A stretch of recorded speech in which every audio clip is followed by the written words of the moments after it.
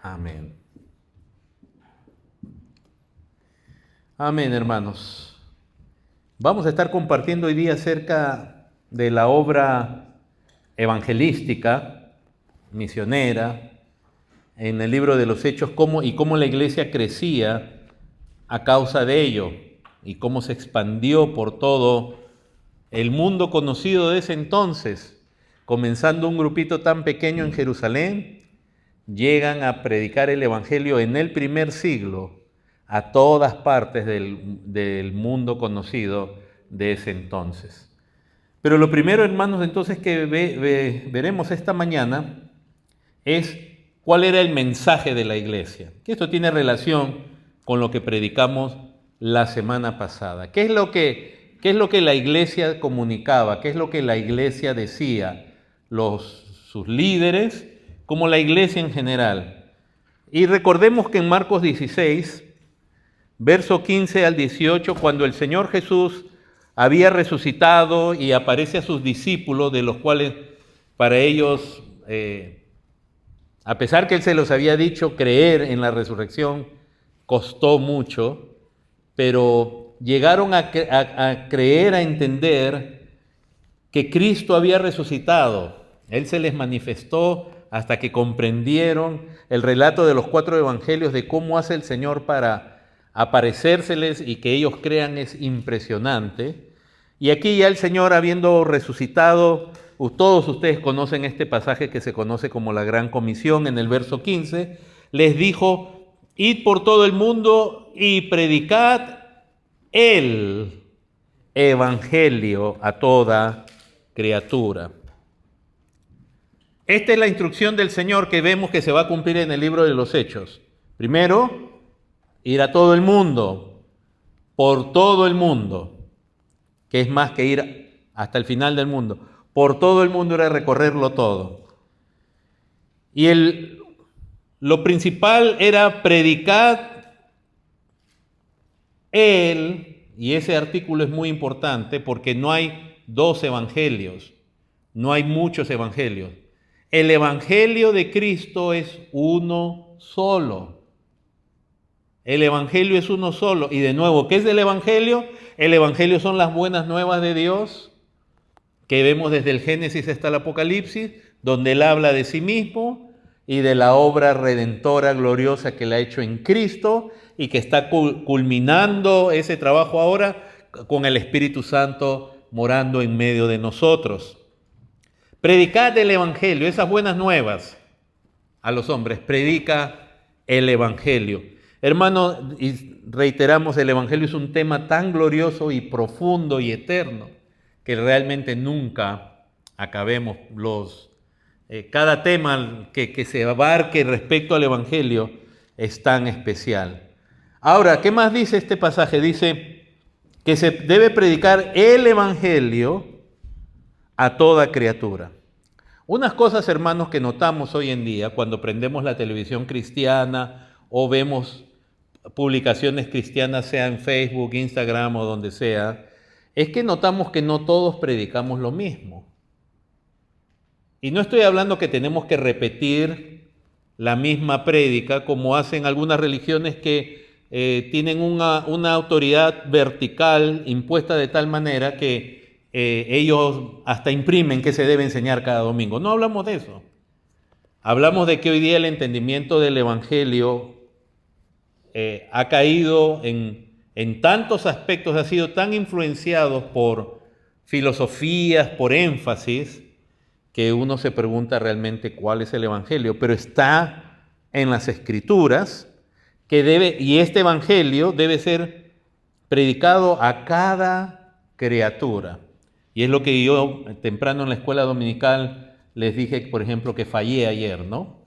Al haber ayudado a ese muchacho con José a mover una caja, en ese momento yo debí haberle hablado de Cristo, rapidito, de haberle dicho solamente: mira, no, cuando Él me dio las gracias, mira, si yo te ayudo es porque Cristo me ha enseñado a amar a mi prójimo. Nada más. No, pero y fallé. Ahí dice a cada criatura, y a veces, y le pedí perdón al Señor, y hermanos, a cada criatura, ver cómo A veces uno busca y a veces sí es cierto, no se encuentra por dónde, pero a veces sí, ¿no? A veces nos atiende un mesero y no da la oportunidad, etcétera, pero hay veces que sí se puede, ¿no? Y se le puede compartir. Estoy usando un ejemplo y tantas situaciones. Predicar el Evangelio a cada criatura, y el Evangelio dice: el que creyere y fuere bautizado será salvo, mas el que no creyere será condenado. El mismo Señor Jesús les está diciendo: no todos van a creer el Evangelio. El Evangelio es para los que creen. Y en el verso 17, estas señales seguirán. En ese contexto, ya hemos hablado del contexto de las señales en el libro de los Hechos, como testimonio del mesianismo de Cristo, de la elección de los apóstoles y de la verdad del pueblo, de la voluntad de Dios en la iglesia. Habían señales también que les iba a acompañar. En Lucas 24, que es la otra versión, como se presenta la gran comisión,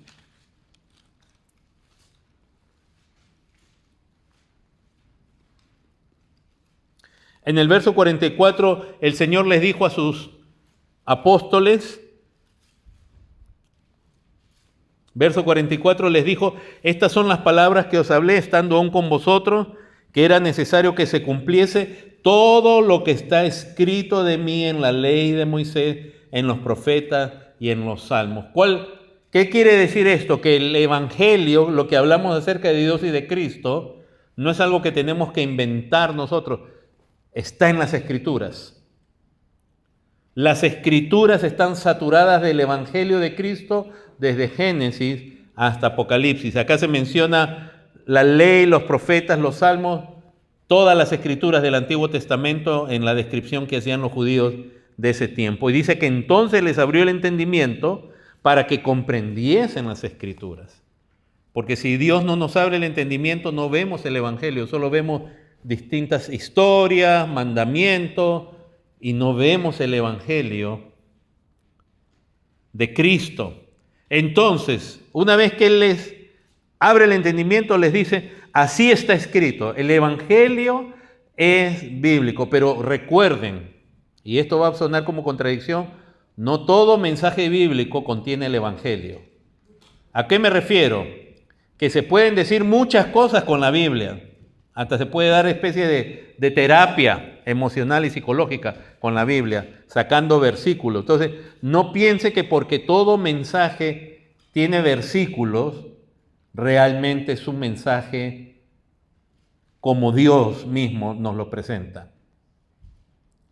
¿El Evangelio es bíblico? Sí, pero tiene que ser el Evangelio, no otras cosas sacadas de la Biblia. Y aún los falsos maestros son muy astutos, como son hijos de Satanás, para hacer así como el padre de ellos hizo con el Señor Jesús, cuando lo tentó de sacar pasajes de la Escritura fuera de contexto, para hacerlo caer al Señor. Pero definitivamente el Evangelio tiene que ser bíblico. Pastor, también predicador, que no usa la Biblia, que no recurre a pasajes, uno tiene ya que poner por lo menos la luz amarilla, si no ya roja. Porque acá en el púlpito no estamos para dar nosotros nuestras ideas, filosofías, buenos deseos, sino para dar la palabra de Dios en el contexto del Evangelio. Entonces el verso 46 dice: y les dijo: así está escrito, y así fue necesario que el Cristo padeciese y resucitase de los muertos al tercer día. ¿Se dan cuenta? Ese es el Evangelio, es hablar de Cristo, de quién es Él y de lo que Él hizo. Y que se le predicase en su nombre el arrepentimiento y el perdón de pecados en todas las naciones, comenzando desde Jerusalén. Acá de nuevo se mencionan todas las naciones, pero hay un ingrediente que añade Lucas, que no lo vimos en Marcos, que es el arrepentimiento y el perdón de pecado. O sea que en el Evangelio también, puesto que son buenas nuevas de Dios hacia el hombre que está en pecado, en el Evangelio se te llama a ti y a mí, se nos llama al arrepentimiento. Primero, cuando ni conocíamos a Dios y éramos seres carnales no regenerados, se nos llama a la conversión. Pero aún así en el Evangelio, hermanos, aún a nosotros ya siendo creyentes, hay muchas cosas que continuamente Dios nos va a mostrar, en las cuales vamos a ver que su luz va a alumbrar nuestro error y corregir, vamos a tener que corregir y arrepentirnos. Pero esto se dirige específicamente a los hombres, que también en el nombre de Cristo se predique arrepentimiento y perdón de pecados. Si no se le dice a la gente que tiene que arrepentirse, la gente sigue en su pecado y cree que está bien con Dios. La gente cree hoy día que puede tener una buena relación con Dios y seguir en pecado, y eso es un error.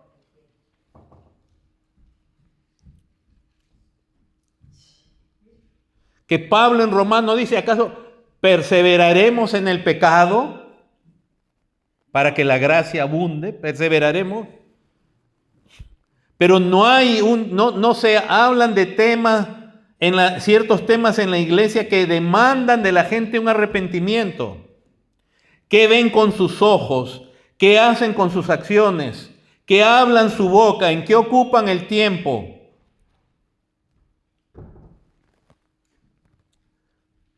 Porque se le ha enseñado a la iglesia ahora que eso es legalismo. A servir a Cristo, arrepentirte de tu egocentrismo y egoísmo y aprender a servir a otros, amar a otros, hablarle a otros. Dios es soberano y Él manda a los hombres en todo lugar que se arrepientan.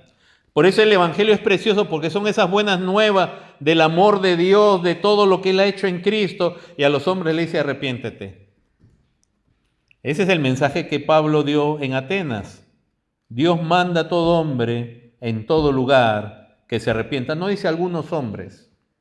Todo hombre, toda mujer, todo joven, todo niño tiene que arrepentirse de ser pecador, de haber desobedecido a Dios y ver la preciosa oportunidad que el Evangelio ofrece. Por eso el Evangelio es un Evangelio también de gracia, porque ofrece salvación sin merecerla y sin que haya algo que nosotros podamos hacer. Así que también, hermanos, el Evangelio claramente se nos está dando a entender aquí que es para pecadores, lo cual todos nosotros somos por naturaleza. Y que no debemos pensar que el Evangelio, que no le debemos hablar de Cristo a un alcohólico, a un drogadicto, a un adicto al sexo, a un adicto a tantas cosas, a un ludópata. Porque menciono casos que consideramos muchas veces extremos. Porque lo que libra al hombre de su pecado es el Evangelio. Y no es que no necesita a una persona de pronto cierta ayuda, cierta terapia, ciertas medicinas, no se trata, pero es el Evangelio el que libera al hombre. La pregunta es si la iglesia cree eso. La iglesia creo que ya no cree que el Evangelio salva a hombres, sino solamente terapias.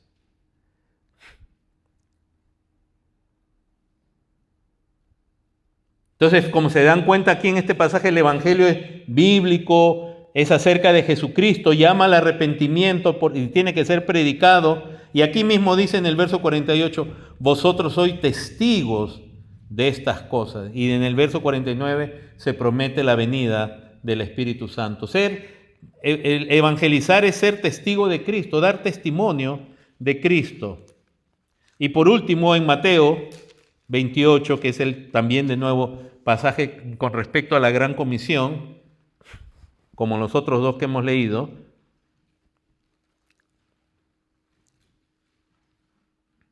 Verso 18 dice, Jesús se acercó y les habló diciendo, toda potestad me es dada en el cielo y en la tierra. ¿Qué es eso?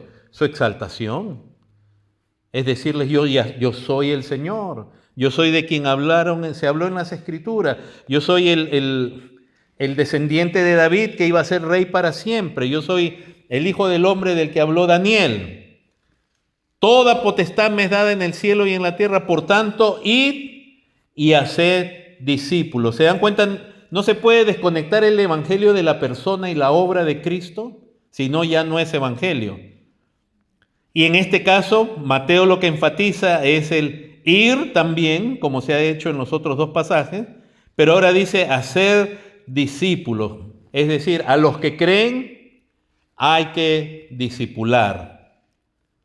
Y en todas las naciones, y dice bautizándolas en el nombre del Padre, del Hijo y del Espíritu Santo, porque la redención, el perdón, todo es una obra trinitaria, y enseñándoles que guarden todas las cosas que os he mandado. El Evangelio es al final para los que creen, y es para ser discípulos. ¿Cómo? Con el Evangelio. Hay la idea equivocada hoy en la iglesia de que el Evangelio es solo enseñarle a alguien que invite a Jesús en su corazón y ya se acabó. Si dijo que sí, que creyó y repitió una oración, ya es hijo de Dios y ahí se acabó la evangelización. Ahora se dice, vamos a darle temas de edificación. Pero en este pasaje, como en otros donde Pablo claramente habla acerca de predicar el Evangelio, de predicar a Cristo y enseñar a Cristo. ¿Qué vas a enseñar de Cristo? Suponte que solamente fuera evangelizar, traer a alguien del mundo a Cristo. ¿Y después de qué le vas a enseñar de Cristo? Sigue el Evangelio. Solo que ahora es creyente. Y a ese hermano lo tienes que meter en esa piscina. Y no he dicho ahogar, sino meterlo en las profundidades de esa piscina, de ese mar, que es la gloriosa verdad del Evangelio, su persona, su obra, quién es Dios, su plan eterno. Es decir, como con la fe venimos a mojarnos los piececitos en la orilla, pero de ahí los tienes que entrenar para que nade, para que se meta en esas aguas y de ahí sea también pescador de hombres. Entonces, si vamos a Hechos capítulo 1, versículo que ya conocen muy bien, ya el Señor él está resucitado, hablando con sus discípulos, apareciéndoseles por 40 días y 40 noches, hablándoles del reino de Dios, y en el verso 8 les restablece lo que hemos leído en los 3 evangelios sinópticos. Hechos 1:8 dice, pero recibiréis poder cuando haya venido sobre vosotros el Espíritu Santo y me seréis testigos. O sea, el punto de todo esto, de todo Hechos, es que ustedes sean testigos de mí, que hablen lo que han visto y lo que han oído de mí, que es lo que se dice en los primeros versículos. Ellos tenían simplemente que hablar, ese es el Evangelio, hablar de quién es Cristo, de lo que Él había hecho, todo dentro del plan de Dios, todo bíblicamente, usando las Escrituras desde Génesis. En ese momento solo tenían hasta Malaquías, en el orden canónico que tenemos nosotros, pero de ahí van a ser escritos los libros del Nuevo Testamento y ya se fueron cerrados. El Evangelio está desde Génesis hasta Apocalipsis. Y seréis mis testigos, y le dicen ¿dónde? Jerusalén, la ciudad principal de Israel, Judea, la provincia donde estaba Jerusalén, Samaria, la región hacia el mar, donde antes estaban localizadas varias de las otras tribus de Israel, y hasta lo último de la tierra. Es ir, es ir, es ir con el mensaje de Cristo. Ahora, ese es el mensaje de la iglesia. Segundo, hermano, ¿por qué este mensaje? O sea, ¿por qué el Evangelio? ¿Por qué este mensaje? Y la vez pasada les hice una pregunta. ¿No creen ustedes que la gente de ese tiempo, al igual que nosotros, tenían problemas personales, matrimoniales, con los hijos, financieros? ¿Tenían o no tenían problemas? De salud, soledad. ¿Creen que sufrían soledad algunos o no? Depresión, desconfianza, avaricia, temores. El hombre es el mismo. Y es más, les quiero decir esto, la vida de la gente de antes era muchísimo más dura que la nuestra, muchísimo. Lo que pasa es que somos una generación de vidrio y los jóvenes que están naciendo ya son de cristal, todavía ni siquiera ya de... Esa gente, todo su trabajo era trabajo físico. 96% de la población en la historia de la humanidad, hasta comienzos de los 1900, era pobre. Ricos eran solo los señores, a veces algunos de su entorno. En Europa, en el periodo medieval, los señores feudales comenzaron a aparecer, pero todos los demás eran pobres. Ellos no se levantaban en la mañana y tenían un juguito de naranja, un café con leche, y no que yo quiero... Ellos no salían de un culto y podían ir a escoger si querían comer italiano o no, yo quiero, no sé, ¿qué quieren? No sé, ¿qué se les antoja? Birria, acá, qué rico. Pupusas, no. Ellos no podían, en su casa tenían que preparar, desde moler, las mujeres no tenían que el microwave ni la licuadora. ¿Queremos tortillas? Saque el maíz, saque el grano, muelan los granos, corten, ¿queremos fuego? Leña. No, ahora usted mueve solo una perillita. Y esta es la peor generación, esta es la generación más ingrata, más quejona y más frágil de la historia. La cantidad que tenemos ahora de gente en depresión y esa gente, si los mandáramos para atrás, ¡pum!, un par de siglos, ahí no duran ni 2 días. Entre los, y creerán o no, todavía hay gente que vive muy rústicamente. Si usted quiere ver gente pobre y cómo vivía la humanidad siempre, piense en los zonas rurales de los países de América Latina, los más lejanos, donde todavía viven de sus cosechas y cocinan dentro de sus casas y ahí duermen todos juntos. De pronto es una sola habitación, donde el piso es de tierra, quizás le ponen paja. Así vivía la humanidad en los días del Señor Jesús. O sea que ellos también, el Señor Jesús o los apóstoles podían haber ido con mensajes de prosperidad y que en cierta manera, hermano, por eso hasta es absurdo y ridículo el llamado evangelio de la prosperidad, porque no se cumple en todas partes ni en todas las épocas. Cuando algo es verdad, se cumple en todo lugar y en todas las épocas, porque una verdad es universal, nunca es local. Pero aquí que nosotros vemos prosperidad, de aquí por eso se hace presa en Occidente, por la avaricia. La gente quiere tener más y quiero parecer más.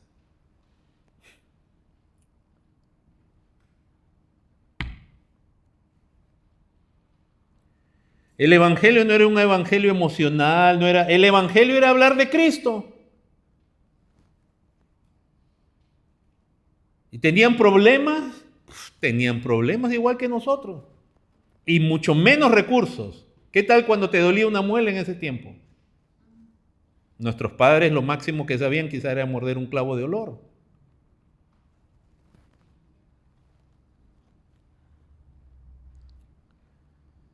Y el mensaje no era, cree en esto y Dios va a cambiar tu realidad. No era toda esa serie de vanidades ilusorias que se predican hoy en día. No era un evangelio emocional, te sientes triste, que Dios, tú tienes mucho valor para Dios. Ese no es el evangelio de aquí. ¿Y acaso Dios no sabe que uno está deprimido, que uno está... Claro que Él lo sabe. Él sabe si uno tiene hambre, una enfermedad, problemas con los hijos, con la esposa, con los padres. Dios lo sabe. Pero el mayor problema del hombre no son nuestras relaciones, ni nuestras circunstancias. Nuestro problema es ser pecador y estar mal con Dios. Y es por eso que tenemos problemas relacionales, emocionales, materiales y todo. Entonces, Dios que nos ha creado y sabe qué es lo principal, Él apunta no a lo externo, que Él también tiene cuidado, pero Él apunta a lo principal. Porque el verdadero problema del hombre es ser pecador, estar separado de Dios.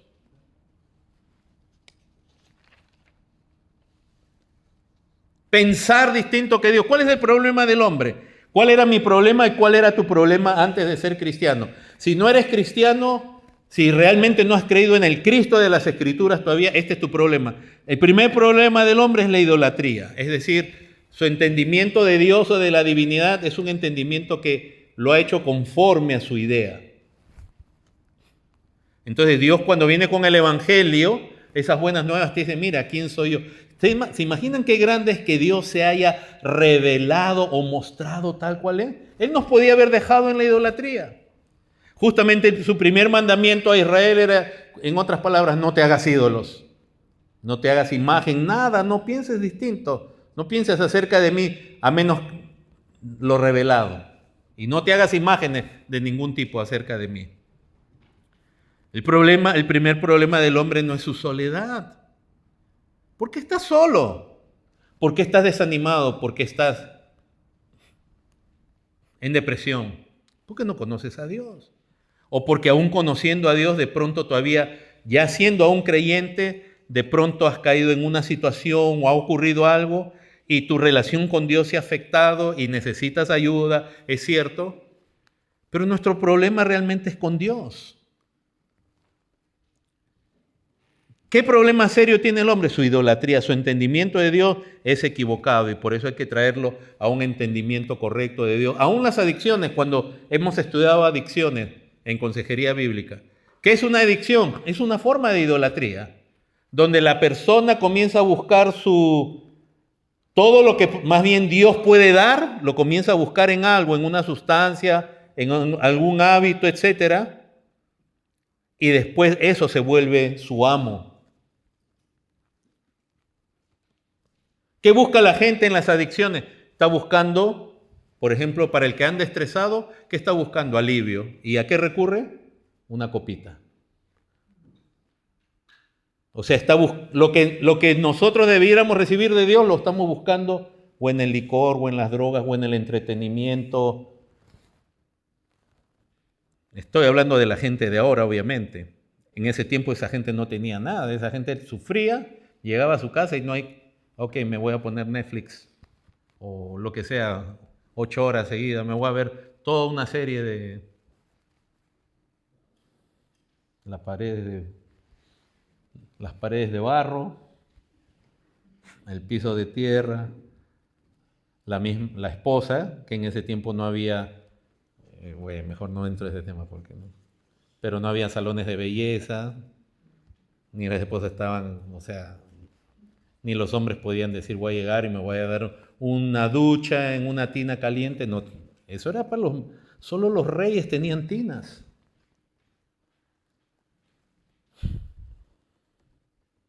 Y al día siguiente, bueno, ¿qué me pondré para ir a trabajar? Era la misma ropa.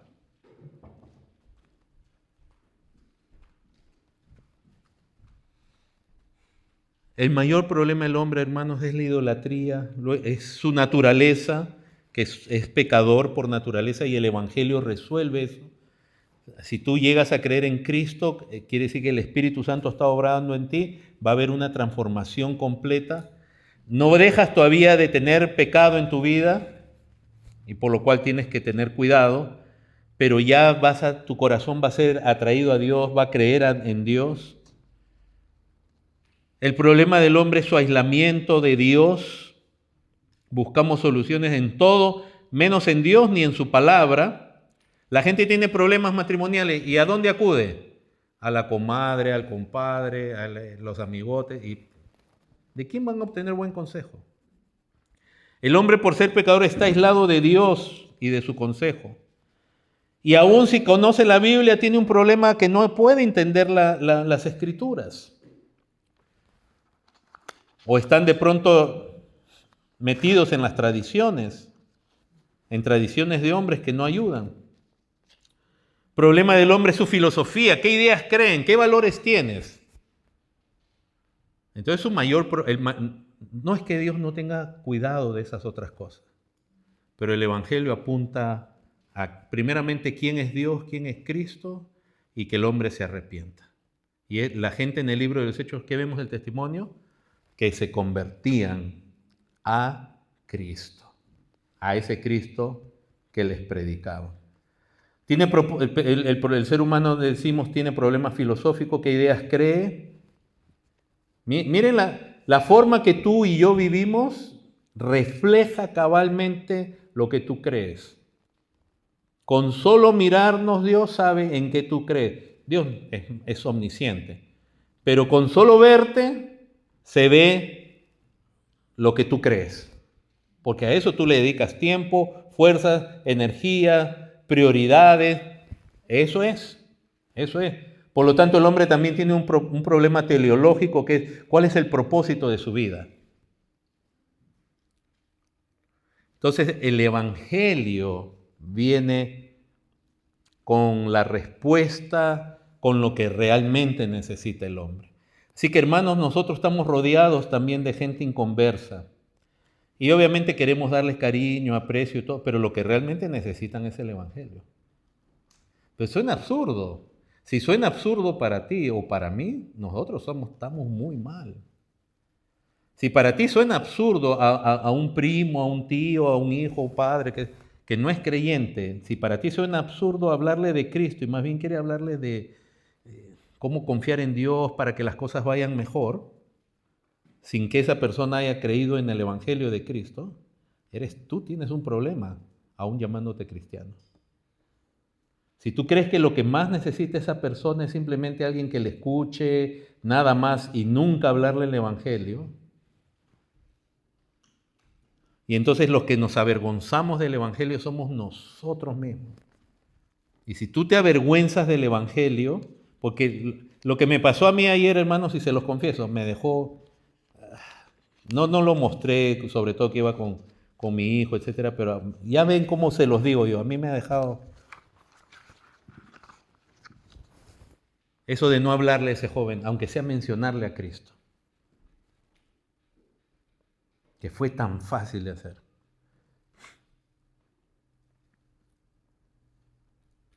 Pero si uno, que fue un error, que fue una falla, pero si yo intencionalmente no les hablo de Cristo, me estoy avergonzando del Evangelio. Yo creo que el Evangelio no es eficaz. Y si tú te avergüenzas del Evangelio, en el día del Señor, tú dices, Señor, Señor. ¿Y qué dice el mismo Señor que va a pasar con los que se avergüenzan de Él? ¿Qué dice el Señor? Yo me avergonzaré de ellos.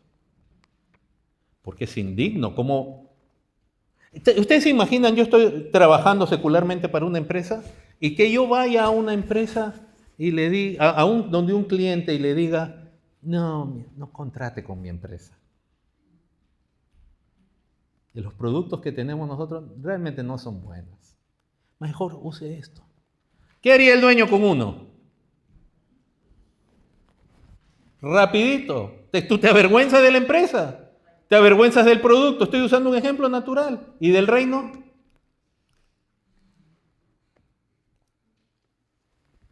Entonces nosotros creemos que no, que de todos modos yo me avergüenzo del producto de mi empresa y el dueño me va a dar hasta una promoción. Me va a poner de gerente, de manager y de pronto de vicepresidente.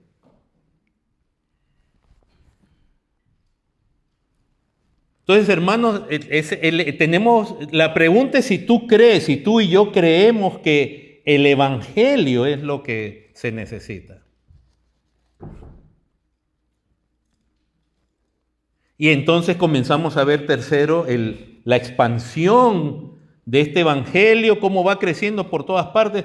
Hechos 1:8, acabamos de leer que el Señor les decía en Jerusalén, Judea, Samaria y hasta el último de la tierra les dio una progresión que implicaba también ir primero entonces a judíos, después a samaritanos y después a gentiles. Y hay una razón para ello, porque los samaritanos, obviamente los judíos eran el pueblo de Dios, el pacto con ellos de la ley, el pacto con las ordenanzas ya estaba cumplido, pasaba al desuso el aspecto ceremonial de ese pacto, ya no era necesario, y entonces a ellos primero. Los samaritanos eran una especie de mezcla. Ustedes saben la historia de los samaritanos, después del cautiverio por mano de los asirios, de las 10 tribus del norte, ellos rellenaron esas tierras con gente de todas las naciones, o sea que los samaritanos es un pueblo mixto, digamos así, donde pudiera haber algo de la esencia judía y conservaban en cierta manera la ley, creían en el Pentateuco, etc. Acuérdense simplemente del diálogo entre Jesús y la mujer samaritana, ¿no? El Señor en la carne vino de judío y la mujer samaritana. Nuestros padres dicen que debemos adorar allá en tal monte, Efraín, ¿verdad? Todo eso viene desde Jeroboam, cuando se dividió el reino. Entonces, había una mezcla, pero sin embargo el evangelio llegaba a ellos y después a los gentiles. Entonces, si ustedes ven en sus Biblias, desde Hechos 1, desde el verso 1 hasta el capítulo 7, verso 60, lo que se narra ahí, para que usted tenga una idea, todo eso ocurre ¿dónde? En Jerusalén. O sea, del capítulo 1 al 7 es la iglesia en Jerusalén. Y ahí vemos cómo predican el evangelio, el poder del Espíritu de Dios, el propósito de Pentecostés, todo lo que ya hemos enseñado. Ahora, en el capítulo 8 dice desde el verso 1, y Saulo consentía en su muerte, en la muerte de Esteban, y en aquel día hubo una gran persecución contra la iglesia que estaba en...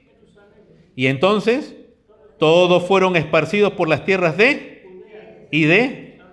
salvo los apóstoles. O sea, acá se comienza a cumplir el plan donde el Señor les dijo, me seréis testigos, Jerusalén, Judea y Samaria. Aquí comienzan ahora sí a ir por el resto de Judea y a ir hacia Samaria. Pero la motivación fue la persecución. Una persecución tenaz, donde la gente al punto que prefirió huir. Hermanos, Dios usa muchas veces las migraciones forzadas para llevar el evangelio y para que algunos también conozcan el evangelio. Entonces, dice verso 2, hombres piadosos llevaron a enterrar a Esteban, hicieron gran llanto sobre él. Saulo asolaba la iglesia y entrando casa por casa arrastraba a hombres y a mujeres y los entregaba en la cárcel. Todo esto pasaba en Jerusalén, pero ya la iglesia comenzó a expandirse. Verso 4, pero los que fueron esparcidos iban por todas partes, ¿haciendo qué? Anunciando el evangelio. ¿Quién es Jesús? Él es el Mesías. Mire, Él es Dios encarnado, Él ha vivido una vida justa, Él murió en la cruz en tu lugar. Entonces se nos narra de Felipe, dice verso 5, entonces Felipe descendiendo a la ciudad les predicaba, eso es el evangelio, y les acompañaba señales. Entonces, luego, algo que es interesante que veamos en el capítulo 8, pensaba regresar, pero ya que están ahí, verso 12 dice, pero cuando creyeron a Felipe que anunciaba el evangelio del reino de Dios. Hermanos, ¿se dan cuenta? Anunciar el evangelio es anunciar a Cristo, es anunciar el reino de Dios, a Cristo como rey, el nombre de Jesucristo. Entonces se bautizaban hombres y mujeres. Y en el verso 14 dice, cuando los apóstoles que estaban en Jerusalén oyeron que Samaria había recibido la palabra de Dios, esto es la palabra de Dios como lo vimos la semana pasada, enviaron allá ¿a quién? Este es algo importante que la iglesia tiene que entender. Felipe no era cualquier creyente. En algún momento la Escritura nos va a resaltar que todos predicaban el evangelio. Pero el mismo libro de los Hechos del Espíritu Santo nos da a entender que los que más él usó eficazmente eran hombres de Dios con cierta, llamémosle así, madurez, con requisitos o de diáconos o de ancianos. Como Felipe, vimos a Esteban, hombres llenos del Espíritu Santo, y hablando el evangelio.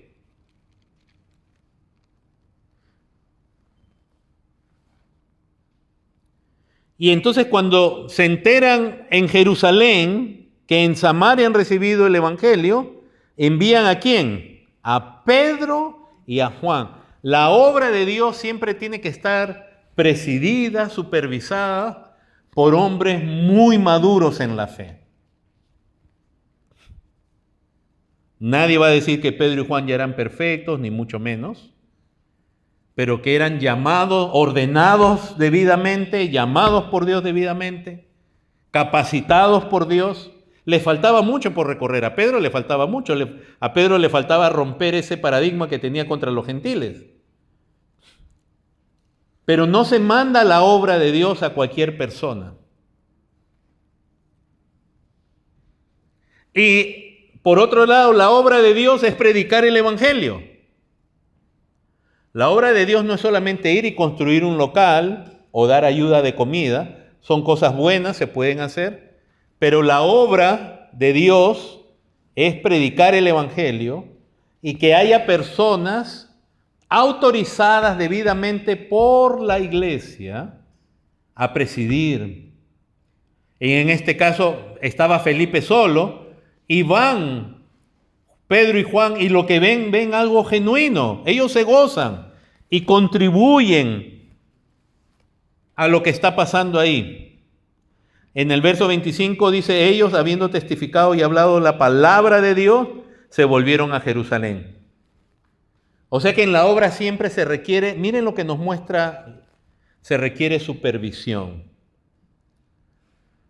Y esa supervisión tiene que ser interna en una iglesia, por eso cada iglesia necesita tener una pluralidad de pastores, no solo un pastor. Hay iglesias, yo siempre digo, por situaciones excepcionales, de pronto tienen un solo pastor, pero no es lo óptimo, ni es el modelo. El pastor que está en una iglesia solo tiene que orar y clamar y anhelar que otros pastores, Dios levante de adentro o traiga de afuera hombres de Dios. Y es algo que nos muestra clarísimo el Espíritu Santo en el libro del Hechos, la pluralidad en el ministerio. Ahora, que Pedro sobresaliera en el sentido que es el personaje más visto, no quiere decir que él tenía supremacía sobre los demás. Ese es un error del catolicismo romano, de los papistas, un error pero monumental. Donde claro que vemos a Pedro, hermanos, pero después del capítulo 11 a Pedro ya casi no se le ve, a quien se le ve es a Pablo, y no andamos haciendo competencia. Y cuando dice Pedro y Juan, los manda como compañeros. La pluralidad en el ministerio y sobre todo lo que el Espíritu Santo nos va a enfatizar continuamente es la compañía ministerial. Bernabé fue llamado con Saulo. Cuando hubo problema entre Bernabé y Saulo, Saulo agarra a Silas. Pero eso de ser yo solo, pastor solo, y tener la hegemonía en una iglesia, eso no. El que le gusta estar solo, hermanos, tiene un problema, sinceramente. Hay gente que no sabe vivir en una iglesia, les cuento, y se dicen ser creyentes. Tienen problemas para estar en una iglesia aún y compartir la autoridad, la responsabilidad, o para ser miembros de una iglesia. Gente que tiene problemas. Si ellos no son cabeza, no quieren nada. Pero aquí Pedro y Juan, hermanos, de nuevo, la pluralidad en el ministerio, la supervisión, la compañía ministerial. Y ahora no solamente eso, hermanos, sino que también vemos que, yo les decía, permíteme retroceder a lo del error del papismo romano, que ellos dicen que Pedro tenía supremacía. El hecho que alguien en la práctica parezca como que es el que tiene aparentemente más responsabilidad, pero no es. En el capítulo 15, cuando hay el primer concilio en Jerusalén con el problema de los judaizantes, claramente dice la Escritura, le ha parecido bien al Espíritu Santo y a nosotros. No dice Pedro, le ha parecido bien al Espíritu Santo y a mí, y los demás se sujetan. Eso no es así. Escuchaba un apologista cristiano de esos muchachos de ahora que supuestamente lo saben todo, que dijo una barbaridad tan grande. Dijo que si el apóstol Juan estuviera vivo hoy día, él estuviera sujetado al Papa de Roma. O sea, un apóstol de Cristo, uno de los 12, hoy día estaría sujeto al Papa, que, si lo han escuchado últimamente, dice que todas las religiones conducen a Dios. No, yo no estoy calumniando, yo no estoy inventando esto. Hablando él con un grupito de jóvenes. Todas las religiones son como distintos caminos para llegar a Dios. No había tal cosa, no había competencia, hermanos. Cuando comienza a crecer, a expandirse la iglesia, luego vamos a ver, se forman otras localidades importantes como Antioquía de Siria, y después se forman muchas otras, con el tiempo, con el pasar del tiempo, al final del primer siglo también Roma es una de ellas, pero hay otras más. Está Alejandría, está Jerusalén, está Antioquía. Pero así va creciendo. Ahora, de Judea y Samaria, hermanos, si nos vamos aquí al capítulo 9, dice: Saulo, respirando aún amenazas y muerte contra los discípulos del Señor, vino al sumo sacerdote y les pidió cartas para las sinagogas. ¿De dónde? Damasco. O sea que ya habían cristianos, ¿dónde? En Damasco. Damasco ya no es Jerusalén, no es Judea, no es Samaria, es más al norte. Ya es una región vecina de Siria, una ciudad en Siria, Damasco. Ya habían cristianos ahí, y él iba a ir a perseguirlos, a atraparlos. Porque cuando fueron esparcidos en la persecución, iban por todas partes. Ahora, ¿qué pasa con Saulo ahí en Damasco? Le sale el Señor al encuentro, se convierte, queda ciego, después va a venir Ananías, va a orar por él, va a recobrar la vista. Y miren, comienza él a predicar a Cristo, y en el versículo 22 dice: pero Saulo mucho más se esforzaba y confundía a los judíos que moraban en Damasco, mostrando que Jesús era el Cristo. Pasados muchos días, los judíos resolvieron en consejo matarle, pero sus acechanzas llegaron al conocimiento de Saulo. Ellos guardaban las puertas de día y de noche para matarle. Entonces los discípulos, tomándole de noche, le bajaron por el muro, descolgándole en una canasta, y cuando llegó ¿a dónde? Acá usted puede ver, y es algo bien bonito que nos ayuda a comprender aún qué está pasando. Aquí Pablo, después de Damasco, va a Jerusalén, donde se trata de juntar con los discípulos, pero los discípulos decían: nones, este hombre nos causaba muchos males, ¿no? Pero fue Bernabé quien lo introduce, ¿no? Bernabé, verso 27, tomándole lo trajo a los apóstoles, les contó cómo Saulo había visto en el camino al Señor, el cual le había hablado, y cómo en Damasco había hablado valerosamente en el nombre de Jesús. A propósito, si alguien me dice soy cristiano y nunca me habla de Cristo, o sea, no que entre nosotros nos tengamos necesariamente que dar una predicación, pero si alguien nunca habla de Cristo, ni en su casa, ni en la iglesia. Acá Bernabé dijo: no, se le apareció el Señor y mira, ha predicado, habla acerca de Cristo con valentía. Y lo mataban. Entonces, en el verso 30, cuando supieron esto, los hermanos le llevaron ¿hasta dónde? Cesarea, también otra zona de la costa, al norte, digamos, en la parte norte de Samaria, aunque era ya esta región romana, y le enviaron a Tarso, la ciudad de la cual él era original, ¿no? Nació, ahí lo llevaron. Verso 31, miren ese resumen, qué bonito. Entonces las iglesias tenían paz por toda Judea, Galilea y Samaria, y eran edificadas andando en el temor del Señor y se acrecentaban fortalecidas por el Espíritu Santo. Hay 3 pasajes que yo he visto hasta ahora, de pronto hay más, pero en el libro de los Hechos que de manera bien bonita nos dice, las iglesias crecían, digamos, eran edificadas. El primero que leímos en la mañana, cuando hablábamos del versículo de memorización, que decía, y crecía la palabra del Señor, y el número de los discípulos se multiplicaba grandemente. Es como nos está contando la historia y de pronto nos dice, y crecía la palabra del Señor, y retoma la historia, ¿no? Entonces, ya en el capítulo 10, ustedes van a ver, capítulo 9, verso 32, Pedro visitando a todos vino también a los santos que estaban en Lida, y pueden buscarlo en un mapa en sus computadoras. Ahí en Lida es que sana a Eneas, y verso 35, vinieron todos los que habitaban en Lida y Sarón, los cuales se convirtieron al Señor, porque si tú predicas del Señor, de quién es y de su obra, la gente si se convierte al Señor. ¿Ok?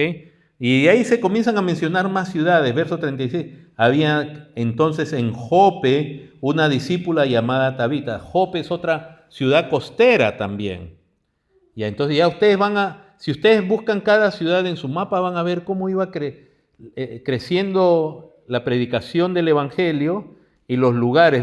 Capítulo 10, verso 1, había en Cesarea, acá se habla de Cornelio,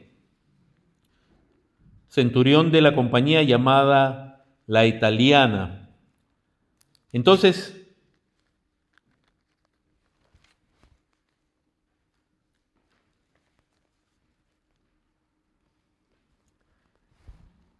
muchas veces cuando yo he leído Hechos 10 y habla de Cornelio en Cesarea, yo pensé que no había ningún creyente ahí. Pero es posible que él haya escuchado, aunque sea de pronto rápidamente, el Evangelio, porque en el capítulo 9, verso 30, cuando Pablo estaba en Jerusalén, dice, cuando supieron esto los hermanos le llevaron ¿hasta dónde? Y le enviaron a Tarso. O sea que como ciudad de paso podían haber pasado creyentes. Pero bueno, como quiera, el capítulo 10 es resaltante porque nos muestra que el Evangelio llega por fin a los gentiles. Cornelio era un ciudadano romano. Ya él no era judío, ni samaritano, ni galileo. Y ahí vemos que el Evangelio llega a los gentiles, se predica a los gentiles. Hechos 11, verso 19. Ahora bien, los que habían sido esparcidos a causa de la persecución que hubo con motivo de Esteban pasaron ¿hasta dónde? Fenicia, Chipre y Antioquía, no hablando a nadie la palabra, sino a los judíos. Los mismos que fueron esparcidos siguen recorriendo y ahora llegan a Fenicia. Fenicia ya es la parte norte de lo que se conoce como Palestina ahora, porque toda esa era tierra de los filisteos, ¿no? Y de ahí viene el nombre, por ejemplo, Palestina, por si acaso. Cuando acá dicen esto de la guerra de Israel y los palestinos, y se dice que la tierra es Palestina, la tierra no es Palestina, es la tierra de Israel. Pero el nombre Palestina lo pusieron los romanos, no recuerdo si fue Vespasiano, Trajano, no recuerdo ahorita quién, como un insulto, como una ofensa, después de haber destruido Jerusalén, para que esa tierra no se recordara más como la tierra de Israel, sino como la tierra de los filistinos,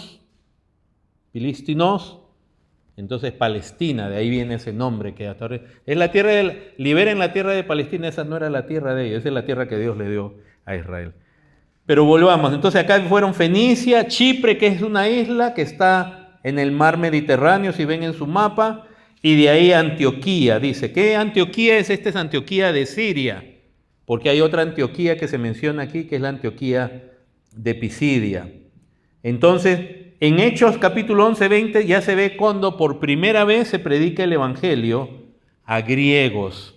Aunque Cornelio era gentil, pero solo se le predicó a él y a su familia, pero ya en el capítulo 11 se narra cuando el evangelio se predica a grupos, a más personas de trasfondo griego. Verso 20, pero había entre ellos unos varones de Chipre y de Cirene, los cuales cuando entraron en Antioquía hablaron también a los griegos, anunciando ¿qué?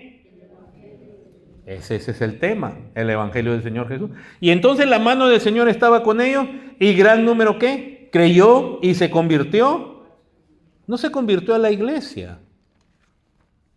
Si ustedes se dan cuenta, ahorita hay gente que está convertida a las iglesias. Esta es mi iglesia, pero no porque estén convertidos a Cristo y se predique a Cristo, no porque esa es la iglesia que le gusta. Y así, hermanos, comienza el evangelio, la obra misionera, a crecer más y más, pero yo quiero terminar, si me permiten, en el capítulo 13. No puedo ir más allá por la falta de tiempo.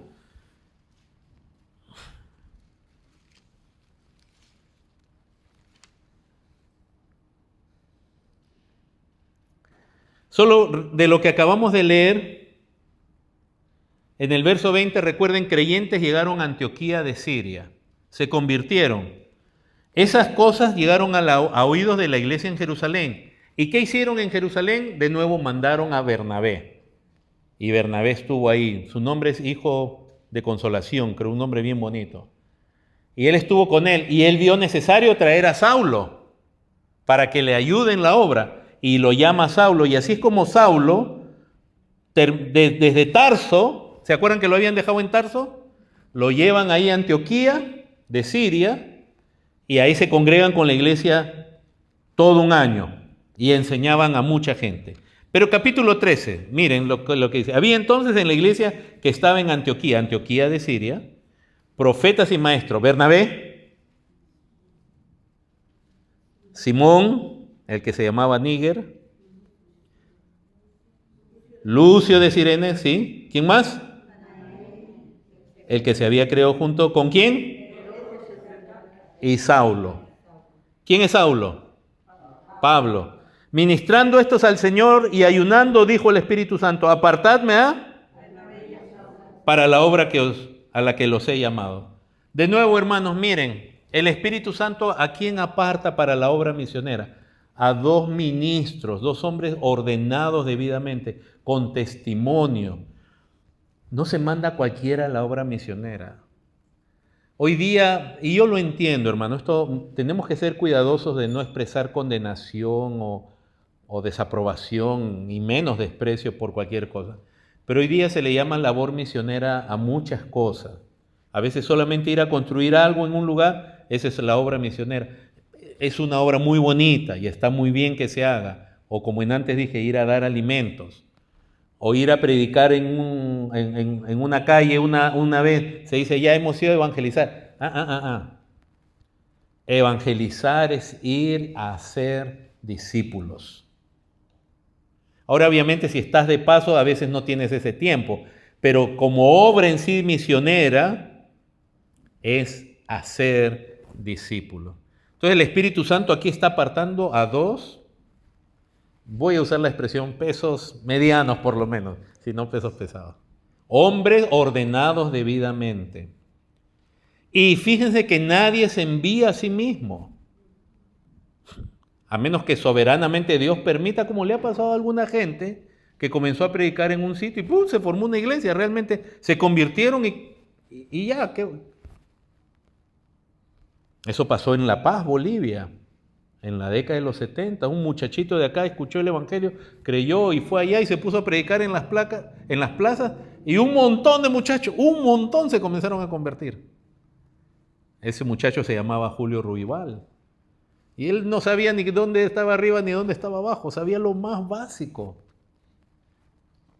Y fue una obra de Dios, o sea, no es que él se dijo yo voy a ser pastor, yo voy a ser misionero, simplemente se puso a predicar. Si hay situaciones así, por eso este es el principio, pero hay que tener cuidado de juzgar a todos. Pero, ¿qué hacían ellos entonces? Ayunaron, oraron, les impusieron las manos, los despidieron. Verso 4, ellos entonces, enviados por el Espíritu Santo, descendieron Seleucia, navegaron a Chipre, llegaron a Salamina. Ahí anunciaban la palabra de Dios en las sinagogas, primero en las sinagogas, como nos compartió el hermano Eric en la lectura. También tenían a Juan, este no era Juan el apóstol, sino Juan Marcos, el sobrino de Bernabé. ¿Ok?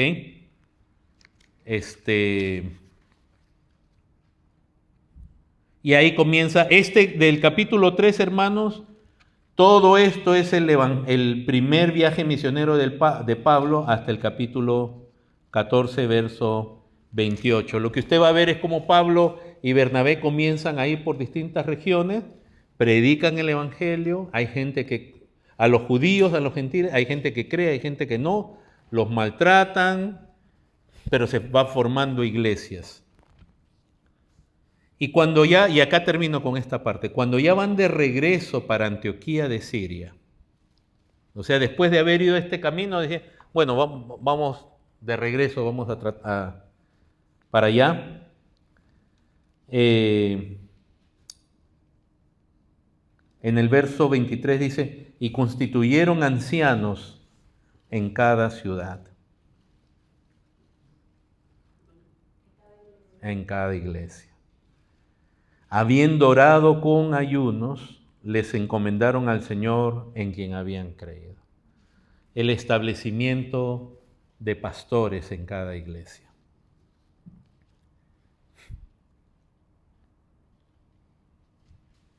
Entonces ellos predicaban, pero también cuidaban por establecer pastores en las iglesias. Cuando nos miramos nosotros este grupito, oramos para que Dios, por su gracia, nos conceda esto.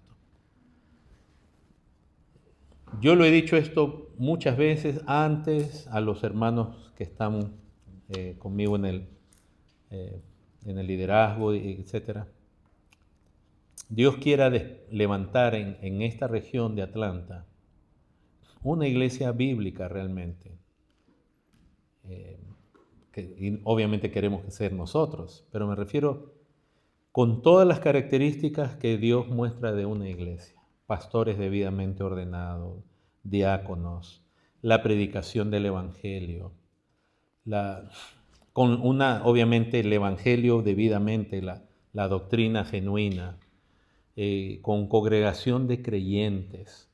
Acá hay pastores en Georgia, en Atlanta, en Estados Unidos, que están perdiendo el tiempo cada domingo predicándole a gente que no son discípulos. Están perdiendo, o sea, es frustrante.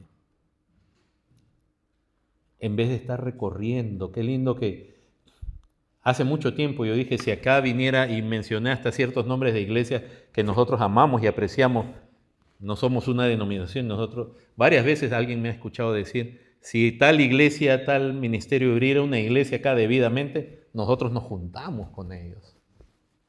Pues no estamos buscando un nombre. Al no ocurrir eso le decimos, Dios, ayúdanos, danos comunión con pastores, edifícanos, y que lleguemos a ser una iglesia bíblica como la que se ve en el libro de los Hechos. Y que nuestro entendimiento de la obra misionera no es simplemente yo quiero ir y predicar. ¿Quién te envía? Sé parte de una iglesia. Antes de ser enviado tú tienes que ser parte de una iglesia. Y que la iglesia puede decir, Dios y la iglesia puede decir, sí, sabemos a quién estamos enviando. Y no dejarlo solo, es el otro grave error. No solamente oraron o sea, había, claro que en ese tiempo no había teléfono, ni internet, ni nada. Cuando Pablo y Bernabé viajaban, los que estaban en Antioquía ni sabían a veces dónde estaban, ni qué estaban pasando. Pero apenas, si se dan cuenta, el principio que nos muestra en Hechos, en cuanto se enteraba la iglesia en Jerusalén, sea en Samaria o sea en otro lugar, lo que estaba pasando, en Antioquía, a Antioquía mandaron a Bernabé, a Samaria mandaron a Pedro y a Juan. Esa supervisión, el apoyo, la ayuda, que después Pablo aprende y él como apóstol, donde establece ancianos y sus colaboradores y él los pone a uno aquí y allá y no los descuidaba. Les escribía, les mandaba ayuda, mantenía la relación. Qué preciosa es la iglesia, hermanos, cuando la vemos ahí en las Escrituras. Dios nos conceda realmente ser ese tipo de iglesia. Les invito a ponerse en pie.